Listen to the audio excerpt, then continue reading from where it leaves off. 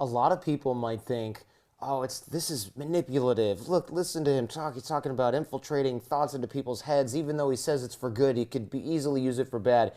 I think one of the insights from the book that I gleaned was everybody craves influence or power in some way. Right. There's a certain group of us, maybe the majority, that think that that's maybe wrong somehow. And then there's a small number of people that think, I'm going to do that. I deserve to have that. And unfortunately, I think a lot of the people that would use this stuff responsibly are in the bucket of folks that say it's wrong to want to be able to influence people Right. and to get under their defenses. Well, it's absurd. It's the height of stupidity for people to think that they don't want that. They're not being honest with themselves. You don't want to go through life unable to influence your children, to have no effect on them. You don't want to go through life not being able to influence your boss and get them to give you a raise and get them to recognize your incredibly good work. You don't want to go around not able to influence your colleagues or people that you want to date. You fucking want influence. Stop being such a dishonest. Stop lying to yourself. Everything you do influences people, negatively or positively. People are reading you day in and day out like a book. They're reading your moods, your emotions, and they're saying, I like you, I don't like you.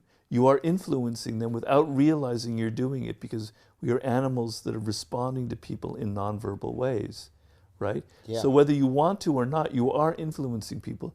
You might just be putting them off. That's your influence. You might be repelling them. That's the kind of influence that you have. So it's, first of all, it's happening. You're just not in control of it. And second of all, you're not being honest with yourself. Do you want a child that you can't tell them what to do, that you can't mold to some degree, that you can't get rid of their ugly habits? You have a spouse who has terrible habits. They ignore you all the time. You don't want the ability to somehow get them to change? Give me a break, you know? I really can't stand that level of dishonesty that people have.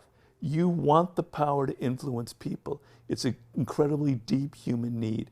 Just stop lying to yourself and admit it. And then you can use this for positive purposes.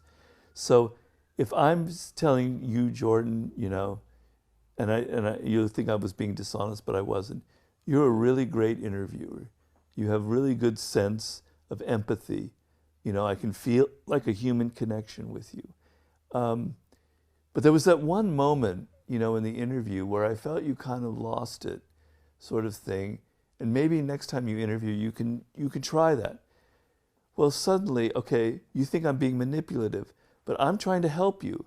I'm trying to tell you that there was something you did in the interview that wasn't quite right. Now, if I directly said, Jordan, I didn't like what you did that one time, you say, fuck, Robert is being, you know, fuck that, I'm not going to listen.